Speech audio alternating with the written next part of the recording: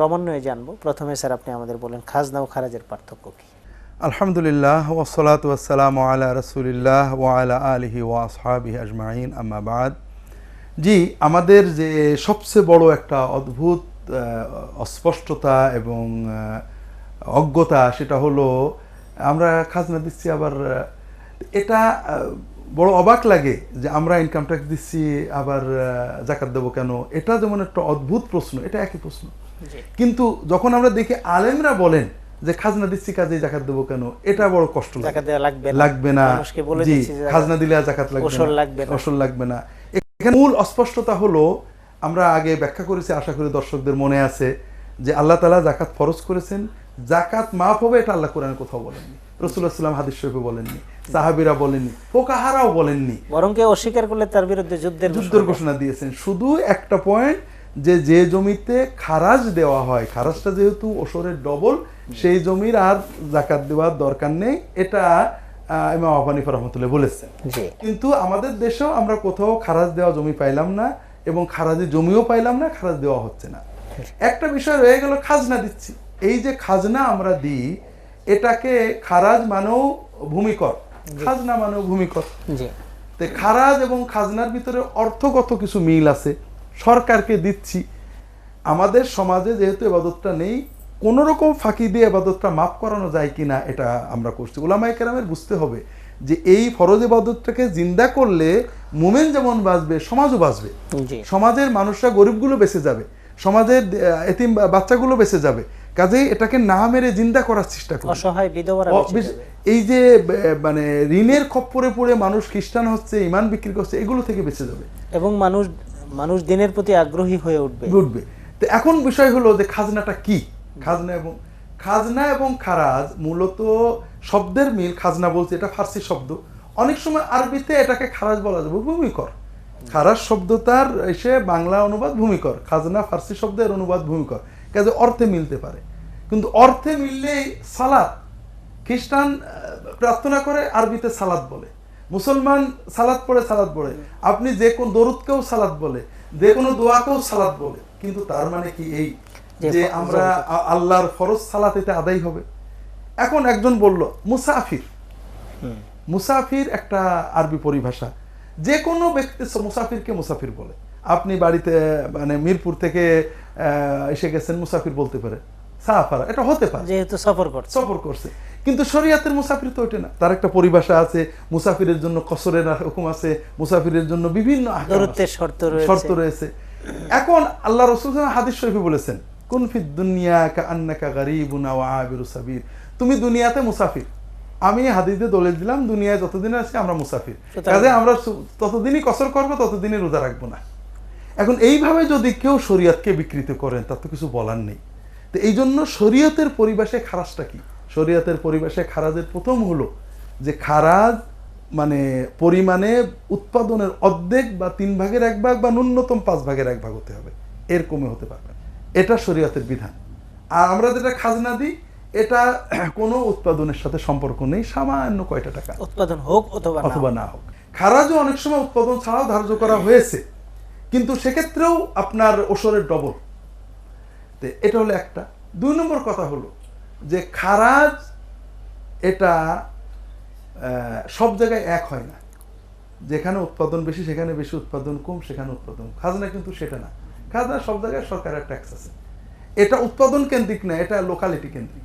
3 নম্বর খুব মজার কথা শোনেন, যে বসত বাড়ির খারাজ হবে না, এটা শরীয়তে হারাম। যদি কোনো সরকার বসত বাড়ি, নিজের বাড়ি খারাজ বসায়, এটা ওই সরকারের বিরুদ্ধে মিছিল করা ফরজ হয়ে যায়।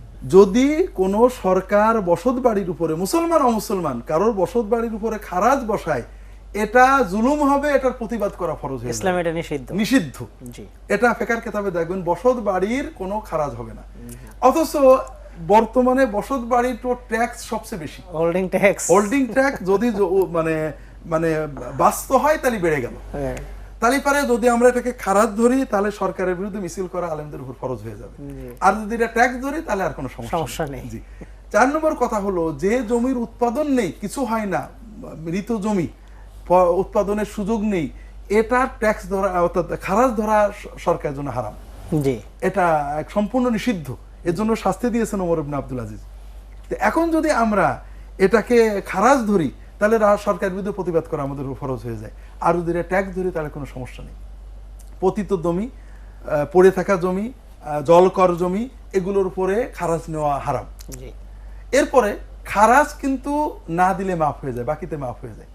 এটা বাকি পড়লেই মাফ। কিন্তু আমাদের তাহলে পারে যদি 3 বছর 4 বছর 5 বছর 7 বছর খাজনা না দেওয়ার কারণে সরকার জমি কেড়ে নেয়, তো সরকারের বিরুদ্ধে মিছিল করা আমাদের ফরজ হয়ে যাবে।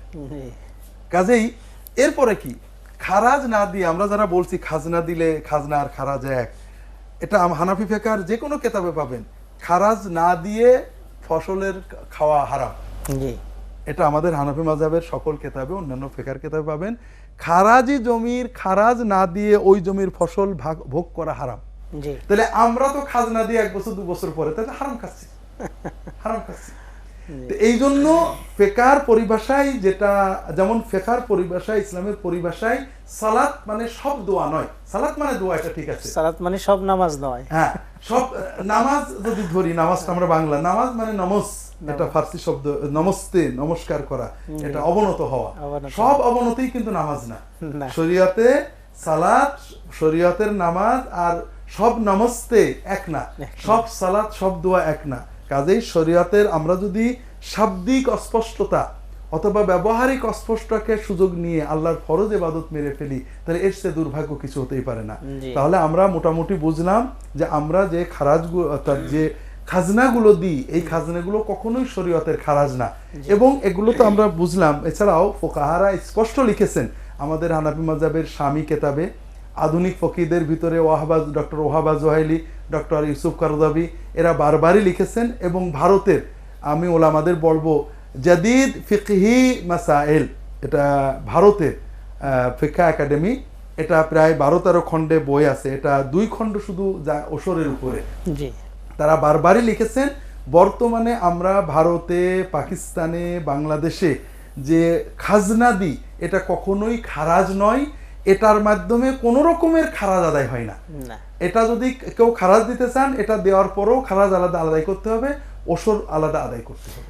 আর যদি আমরা খারাজ না দেই, খাজনাও না দেই, তাহলে ওসর অবশ্যই দিতে হবে। ওসর তো দিতেই হবে, ওসর তো আল্লাহর ফরজ।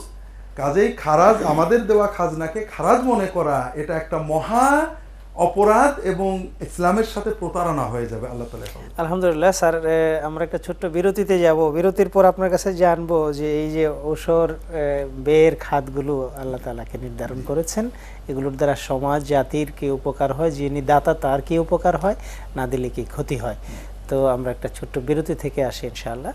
সুপ্রিয় দর্শক, দেখছিলেন সন্ন্যার আলোকে মুমিন জীবন অনুষ্ঠানটি পরিবেশিত হচ্ছে পুতুল প্রপার্টিজ লিমিটেডের সৌজন্যে। আজকে আমাদের আলোচ্য বিষয় ছিল সন্ন্যার আলোকে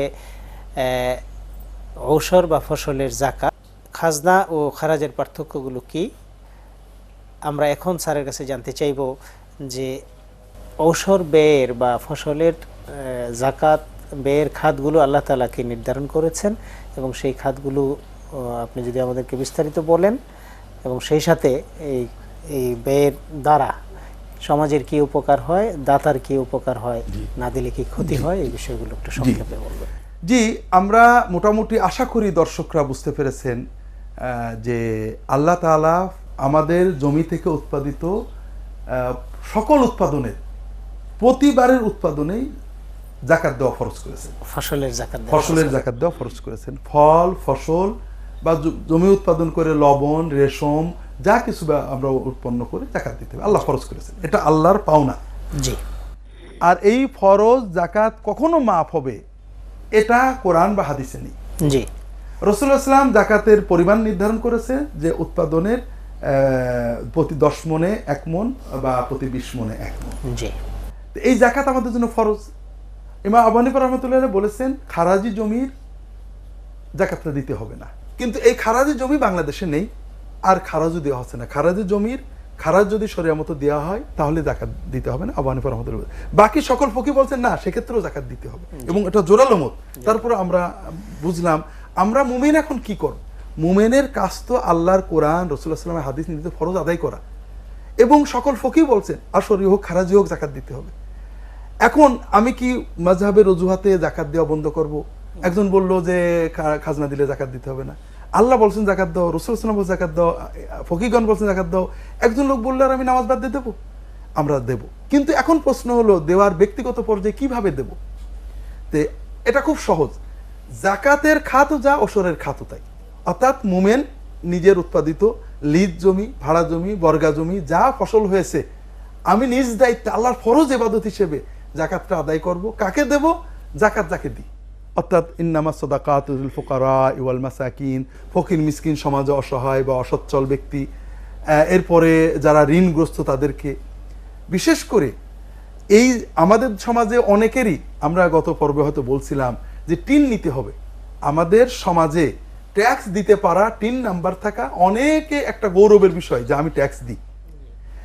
আমরা জাকাত দেওয়া গৌরবের বিষয়। কিয়ামতের দিন আমরা জাকাত দাতা হিসেবে উঠতে চাই। সমাজে অনেক মানুষ আছে নগদ 1 লক্ষ টাকা থাকে না, জাকাত দেওয়ার দরকার হয় না, জাকাত লাগে না, ব্যবসা করেন না, কিন্তু ফসল আমরা প্রায় অনেকেই করি।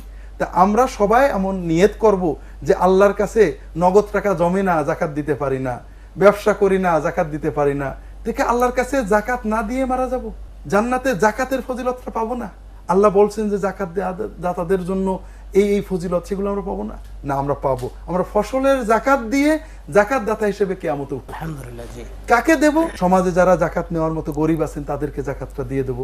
জমাদা আমাদের আত্মীয় স্বজন, বিশেষ করে আশেপাশে পাড়া প্রতিবেশী ভাই বোন যারা আছেন, বা চাচাতো ভাই, মামাতো ভাই, তাদেরকে জাকাত দেব। জাকাতের যে খাতগুলো সেই খাতে দেব। জি। তবে জাকাতের খাত আমরা অনেকেই জানি, অনেকে জানি না, আলিমদের থেকে শুনে নেব। তবে এক্ষেত্রে যেটা সবচেয়ে গুরুত্বপূর্ণ, যে আমাদের জাকাতের মুস্তাহেক, প্রাপ্য পাওয়ার অধিকার আত্মীয়দের বেশি। কাজে আমার জমি আছে, আমার চাচাতো ভাই, মামাতো ভাই, তাদের জমি নেই, ভূমিহীন, তাদেরকে আমি ফসল থেকে জাকাত দিয়ে দেবো। ফসল ওঠার পরে 2 মণ 3 মণ তাদের ভিতরে ভাগ করে দেব, যে আমার এই ফসল তোমাদের দিয়ে দিলাম জাকাত।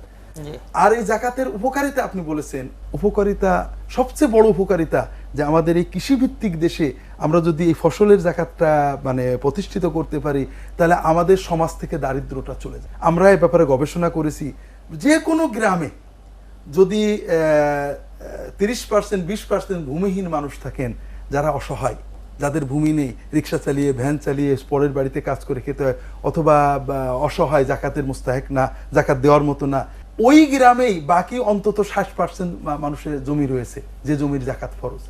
এই 60% জমিতে 1000 মণ, 2000 মণ, 10,000 মণ ফসল প্রতি সিজনে হচ্ছে। এর যদি জাকাত আমরা দিয়ে দিই, ওই গ্রামে কোনো অসহায় থাকে না।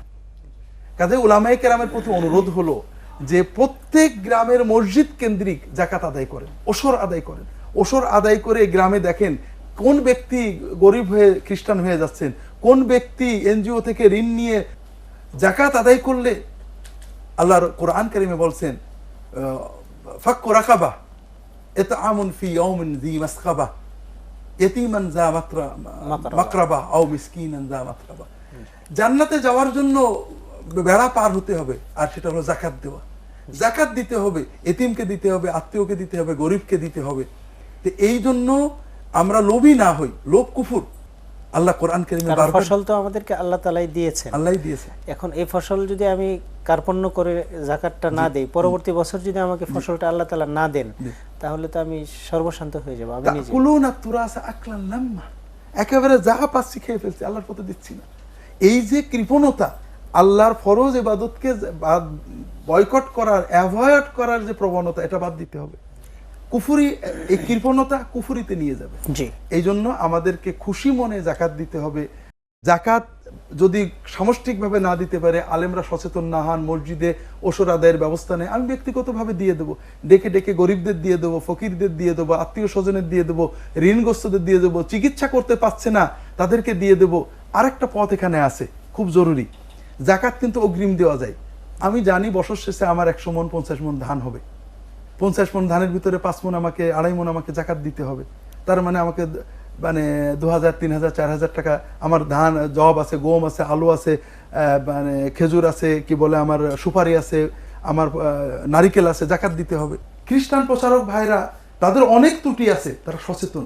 বলে পরের দিন সকালে মোটরসাইকেলে আমার বাড়িতে লোক আসছে যে আপনার নাকি ছেলে মরে যাচ্ছে, ওষুধ পাননি। ওরা খেয়াল রাখে কিভাবে কোন লোকটা অসহায়। তো চলেন আমাদের সাথে হাসপাতালে চলেন, খ্রিস্টান মিশনের হাসপাতালে নিয়ে গেছে।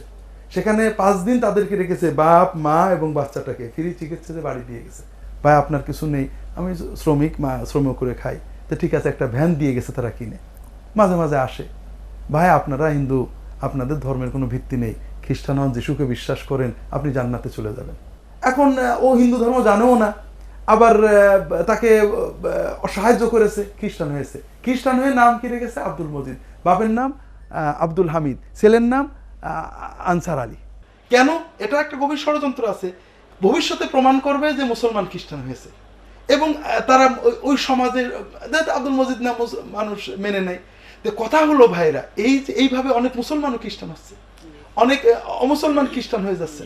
তো এই যে আমরা যদি গ্রামে, প্রতিটি গ্রামে যদি এই ফরজটা আমরা জিন্দা করতে পারি, তো এই মসজিদে মসজিদে মসজিদে আলেম ইমামদের নেতৃত্বে যদি আমরা এই ওষুধটা জমা করতে পারি, গরিবদের দিতে পারি, তাহলে আর অসহায় হয়ে তারা খ্রিস্টান হবেন না, অসহায় ইমান বিক্রি করবেন না, এনজিওদের থেকে টাকা নিয়ে শোধ দিতে পারেন না, ইজ্জত বেচতে হয়, আত্মহত্যা করতে হয়। এই আল্লাহ তো জাকাতকে ফরজ করেছেন এই অসহায়দের জন্য। আমরা এই ফরজ ইবাদতটাকে প্রতিষ্ঠা করলে এই ফায়দাগুলো পেয়ে যাব। আল্লাহ আমিন। আলহামদুলিল্লাহ স্যার, আলহামদুলিল্লাহ, সুম্মা আলহামদুলিল্লাহ। আপনি ফসলের জাকাত বা ঔষধের উপর